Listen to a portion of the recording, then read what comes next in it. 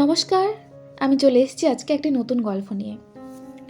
আমাদের মেয়েদের ইন্ডিপেন্ডেন্ট হওয়াটা কতটা জরুরি সেটা আমরা এই গল্পটা পড়েই বুঝব। ছোটবেলা থেকেই আমরা এটা শুনেই বড় হই যে ভালো পড়াশুনো করে নিজের পায়ে দাঁড়াতে হবে, ইন্ডিপেন্ডেন্ট হতে হবে, নিজের দায়িত্ব নিজেকেই নিতে হবে। কারণ পণ প্রথা একটা সামাজিক ব্যাধির মতো। ওটা অতীতেও ছিল, বর্তমানেও আছে কিছু কিছু জায়গায়। এই পণ প্রথার জন্য কত মেয়ে লাঞ্ছিত হয়, শ্বশুরবাড়িতে অপমানিত হয়। শুধু মেয়েরা নয়, মেয়ের বাবারা অপমানিত হয়। আজকের গল্পটি এই পণ প্রথা সম্পর্কিত। তো চলুন শুরু করা যাক আজকের গল্প, রবীন্দ্রনাথ ঠাকুরের লেখা দেনা পাওনা। 5 ছেলের পর যখন এক কন্যা জন্মিল, তখন বাপ মায় আদর করিয়া তাহার নাম রাখিলেন নিরুপমা। এ গোষ্ঠীতে এমন শৌখিন নাম ইতিপূর্বে কখনো শোনা যায় নাই। প্রায় ঠাকুর দেবতার নামই প্রচলিত ছিল। গণেশ, কার্তিক, পার্বতী তাহার উদাহরণ। এখন নিরুপমার বিবাহের প্রস্তাব চলিতেছে।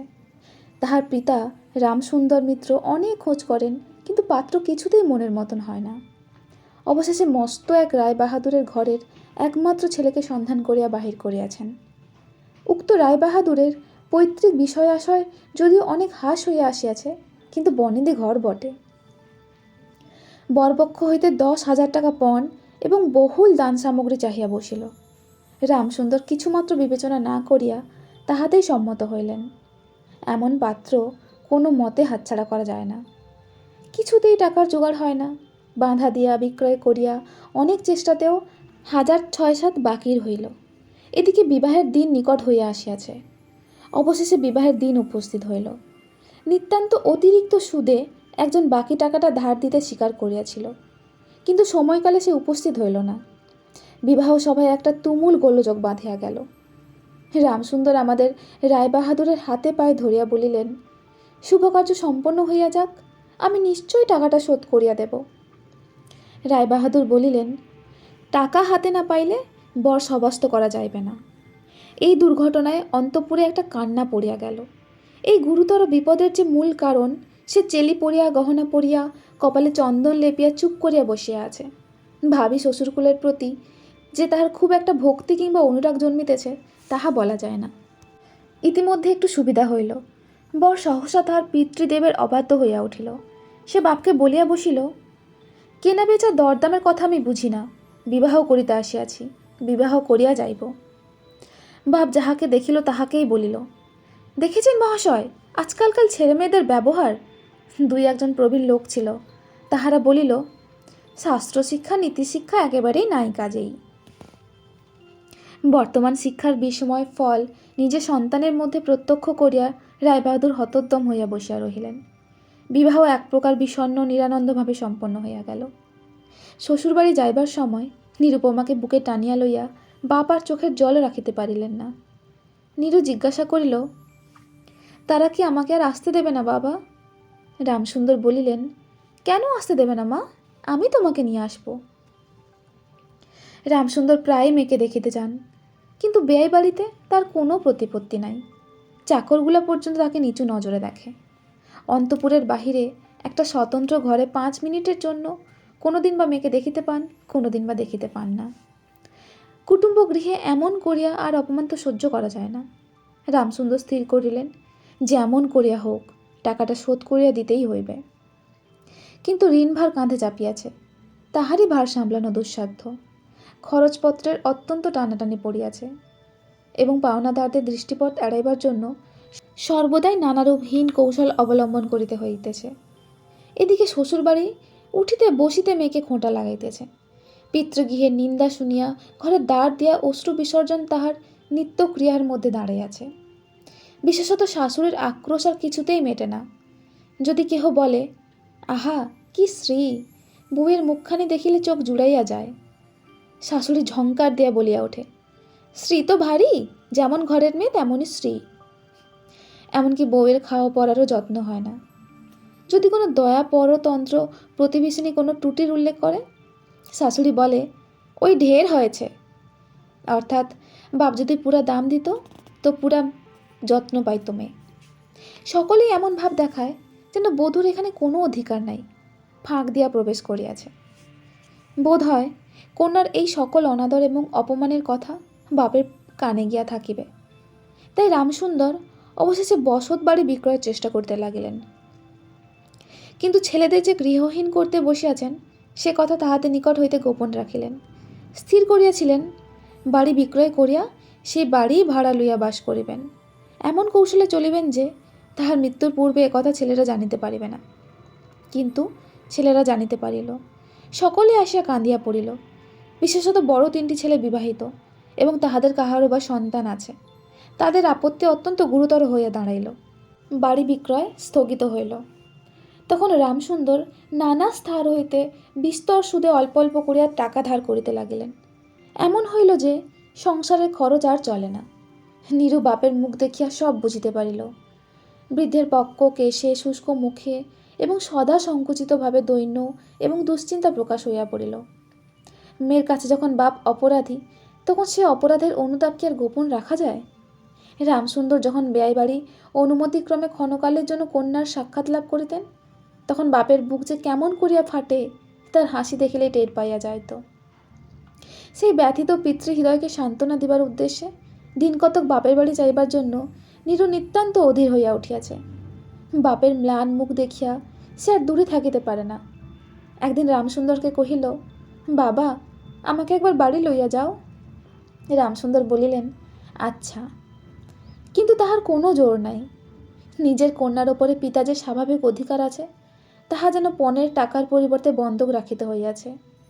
এমনকি কন্যার দর্শন সেও অতি সসংকোচে ভিক্ষা চাহিতে হয় এবং সময় বিশেষে নিরাশ হইলে দ্বিতীয় কথাটি কহিবার মুখ থাকে না। কিন্তু মেয়ে আপনি বাড়িতে আসিতে চাহিলে বাপ তাহাকে না আনিয়া কেমন করিয়া থাকে। তাই বেআইয়ের নিকট সে সম্বন্ধে দরখাস্ত পেশ করিবার পূর্বে রামসুন্দর কত হীনতা, কত অপমান, কত ক্ষতি স্বীকার করিয়া যে 3,000 টাকা সংগ্রহ করিয়াছিলেন সে ইতিহাস গোপন থাকাই ভালো। নোট কখানি রুমালে জড়াইয়া চাদরে বাঁধিয়া রামসুন্দর বেআইয়ের নিকট গিয়া বসিলেন। প্রথমে হাস্যমুখে পাড়ার খবর পাড়িলেন হরেকৃষ্ণের বাড়িতে একটি মস্ত চুরি হইয়া গিয়াছে। তাহার আদ্যপান্ত বিবরণ বলিলেন। নবীন মাধব ও রাধা মাধব 2 ভাইয়ের তুলনা করিয়া বিদ্যাবুদ্ধি ও স্বভাব সম্বন্ধে রাধা মাধবের সুখ্যাতি ও নবীন মাধবের নিন্দা করিলেন। শহরে একটি নতুন ব্যায়ামও আসিয়াছে, সে সম্বন্ধে অনেক আজগুবি আলোচনা করিলেন। অবশেষে হুঁকাটি নামাইয়া রাখিয়া কথায় কথায় বলিলেন, হ্যাঁ বেআই, সে টাকাটা বাকি আছে বটে। রোজই মনে করি যাচ্ছি অমনি হাতে করে কিছু নিয়ে যাই, কিন্তু সময়কালে মনে থাকে না। আর ভাই বুড়ো হয়ে পড়েছি। এমন এক দীর্ঘ ভূমিকা করিয়া পঞ্জরে 3খানি অস্থির মতো সেই 3খানি নোট যেন অতি সহজে অতি অবহেলে বাইর করিলেন। সবে মাত্র 3,000 টাকার নোট দেখিয়া রায়বাহাদুর অট্টহাস্য করিয়া উঠিলেন। বলিলেন, থাক, ওতে আমার কাজ নাই। একটি প্রচলিত বাংলা প্রবাদের উল্লেখ করিয়া বলিলেন, সামান্য কারণে হাতে দুর্গন্ধ করিতে তিনি চান না। এই ঘটনার পরে মেয়েকে বাড়ি আনিবার প্রস্তাব কাহারও মুখে আসে না। কেবল রামসুন্দর ভাবিলেন, সে সকল কুটুম্বিতার সংকোচ আমাকে আর শোভা পায় না। মর্মাহতভাবে অনেকক্ষণ চুপ করিয়া থাকিয়া অবশেষে মৃদুস্বরে কথাটা পাড়িলেন। রায়বাহাদুর কোনো কারণ মাত্র উল্লেখ না করিয়া কহিলেন, সে এখন হচ্ছে না। এই বলিয়া কর্মপলক্ষে স্থানান্তরে চলিয়া গেলেন। রামসুন্দর মেয়ের কাছে মুখ না দেখাইয়া কম্পিত হস্তে কয়েকখানি নোট চাদরের প্রান্তে বাঁধিয়া বাড়ি ফিরিয়া গেলেন। মনে মনে প্রতিজ্ঞা করিলেন, যতদিন না সমস্ত টাকা শোধ করিয়া দিয়া অসংকোচে কন্যার উপরে দাবি করিতে পারবেন ততদিন আর বেয়াই বাড়িতে যাইবেন না। বহুদিন গেল, নিরুপমা লোকের ওপর লোক পাঠায়, কিন্তু বাপের দেখা পায় না। অবশেষে অভিমান করিয়া লোক পাঠানো বন্ধ করিল। তখন রামসুন্দরের মনে বড় আঘাত লাগিল, কিন্তু তবুও তিনি গেলেন না। আশ্বিন মাস আসিল। রামসুন্দর বলিলেন, এবার পুজোর সময় মাকে ঘরে আনিবই, নইলে আমি। খুব একটা শক্ত রকম শপথ করিলেন। পঞ্চমী কি ষষ্ঠীর দিনে আবার চাদরের প্রান্তে গুটিকতক নোট বাঁধিয়া রামসুন্দর যাত্রার উদ্যোগ করিলেন। 5 বৎসরের এক নাতি আসিয়া বলিল, দাদা, আমার জন্য গাড়ি কিনতে যাচ্ছিস? বহুদিন হইতে তার ঠেলা গাড়িতে চড়িয়া হাওয়া খাইবার শখ হইয়াছে, কিন্তু কিছুতেই তাহার মিটিবার উপায় হইতেছে না। 6 বৎসরের এক নাতিনী আসিয়া সরদনে কহিল, পূজার নিমন্ত্রণে যাইবার মতো তাহার একখানিও ভালো কাপড় নাই। রামসুন্দর তাহা জানিতেন এবং সে সম্বন্ধে তামাক খাইতে খাইতে বৃদ্ধ অনেক চিন্তা করিয়াছেন। রায়বাহাদুরের বাড়ি যখন পূজার নিমন্ত্রণ হইবে, তখন তার বধূগণকে অতি যৎসামান্য অলঙ্কারে অনুগ্রহ পাত্র দরিদ্রের মতো যাইতে হইবে। এ কথা স্মরণ করিয়া তিনি অনেক দীর্ঘ নিঃশ্বাস ফেলিয়াছেন, কিন্তু তাহাতে তাহার ললাটের বার্ধক্যরেখা গভীরতর অঙ্কিত হওয়া ছাড়া আর কোনো ফল হয় নাই। দৈনপীড়িত গৃহের কন্দন ধ্বনি কানে লইয়া বৃদ্ধ তাহার বেয়াই বাড়িতে প্রবেশ করিলেন। আজ তাহার সে সংকোচ ভাব নাই। দ্বাররক্ষী এবং ভৃত্যদের মুখের প্রতি সে চকিত সলজ্জ দৃষ্টিপাত দূর হইয়া গিয়াছে, যেন আপনার গৃহে প্রবেশ করিলেন। শুনিলেন রায়বাহাদুর ঘরে নাই, কিছুক্ষণ অপেক্ষা করিতে হইবে। মনের উচ্ছ্বাস সংবরণ করিতে না পারিয়া রামসুন্দর কন্যার সহিত সাক্ষাৎ করিলেন। আনন্দে দুই চোখ দিয়ে জল পড়িতে লাগিল। বাপও কাঁদে, মেয়েও কাঁদে, দুজনে কেহ আর কথা কহিতে পারে না। এমন করিয়া কিছুক্ষণ গেল। তারপরে রামসুন্দর কহিলেন, এবার তোকে নিয়ে যাচ্ছি মা, আর কোনো গোল নাই। এমন সময় রামসুন্দরের জ্যেষ্ঠ পুত্র হরমোহন তার দুই ছোট ছেলে সঙ্গে লইয়া সহসা ঘরে প্রবেশ করিলেন। পিতাকে বলিলেন, বাবা, আমাদের তবে আবার পথে ভাসালে? রামসুন্দর সহসা অগ্নিমূর্তি হইয়া বলিলেন, তোদের জন্য কি আমি নরকগামী হব? আমাকে তোরা আমার সত্য পালন করতে দিবি না? রামসুন্দর বাড়ি বিক্রয় করিয়া বসিয়া আছেন। ছেলেরা কিছুতে না জানিতে পায় তার অনেক ব্যবস্থা করিয়াছিলেন, কিন্তু তবু তাহারা জানিয়াছে দেখিয়া তাহাদের প্রতি হঠাৎ অত্যন্ত রুষ্ট ও বিরক্ত হইয়া উঠিলেন। তাহার নাতি তাহার দুই আঁঠু সবলে জড়াইয়া ধরিয়া মুখ তুলিয়া কহিল, দাদা, আমাকে গাড়ি কিনে দিলে না? নতশী রামসুন্দরের কাছে বালক কোনো উত্তর না পাইয়া নীরুর কাছে গিয়া কহিল, পিসিমা, আমাকে একখানা গাড়ি কিনে দেবে? নিরুপমা সমস্ত ব্যাপার বুঝতে পারিল। কহিল, বাবা, তুমি যদি আর এক পয়সা আমার শ্বশুরকে দাও, তাহলে তুমি আর তোমার মেয়েকে দেখতে পাবে না, এই তোমার গা ছুঁয়ে বললুম। রামসুন্দর বলিলেন, ছি মা, অমন কথা বলতে নেই। আর একটা টাকা আমি যদি না দিতে পারি, তাহলে তোর বাপের অপমান আর তোরও অপমান। নীরু কহিল, টাকা যদি দাও তবেই অপমান।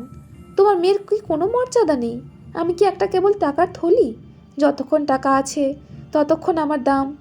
না বাবা, এই টাকা তুমি দিয়ে আমাকে অপমান করো না। আর তাছাড়া আমার স্বামী তো এ টাকা চান না। রামসুন্দর কহিলেন, তাহলে তোমাকে যেতে দেবে না মা? নিরুপমা কহিল, না দেয় তো কি করবে বলো, তুমিও আর নিতে চেও না। রামসুন্দর কম্পিত হস্তে নোট বাঁধা চাদরটি কাঁধে তুলিয়া আবার চোরের মতো সকলের দৃষ্টি এড়াইয়া বাড়ি ফিরিয়া গেলেন। কিন্তু রামসুন্দর এই যে টাকা আনিয়াছিলেন এবং কন্যার নিষেধে সেই টাকা না দিয়াই চলিয়া গিয়েছেন, সে কথা গোপন রহিল না। কোনো স্বভাব কৌতূহলী দ্বার লগ্ন কর্ণ দাসীর নীরুর শাশুড়িকেই খবর দিল। শুনিয়া তাহার আর আক্রোশের সীমা রহিল না। নিরুপমার পক্ষে তার শ্বশুরবাড়ির সরসজ্জা হইয়া উঠিল।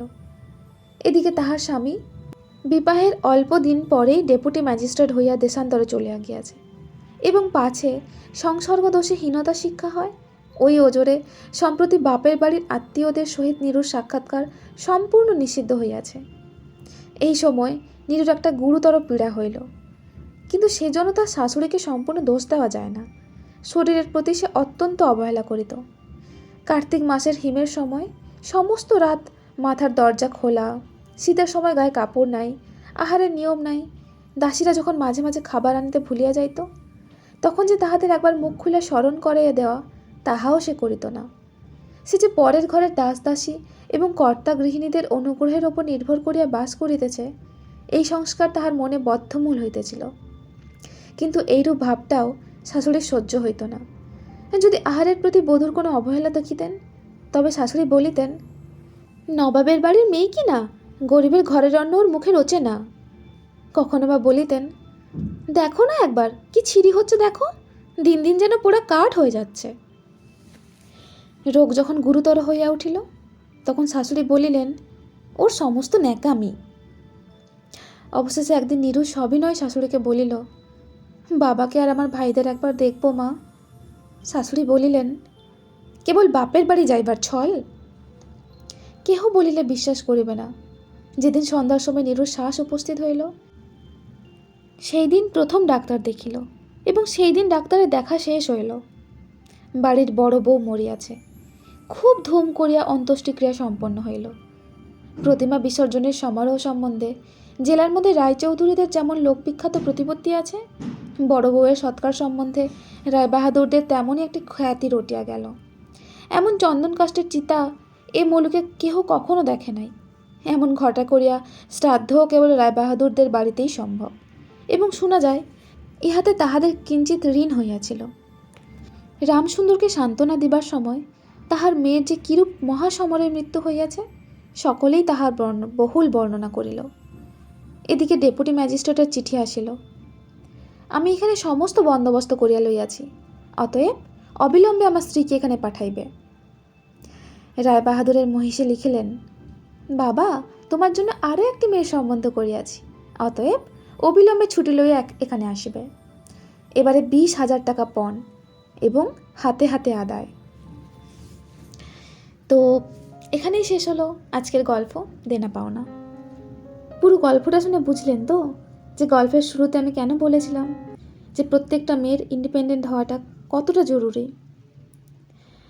এটা আগেকার দিনের সমস্যা নয়, এখনকার সমাজে অনেক জায়গায় এই পণ প্রথা এখনও চলছে। এই পণ প্রথার আড়ালে কত মেয়ে অবহেলিত হয়, কত মেয়ের বাবা চোখের জল ফেলে।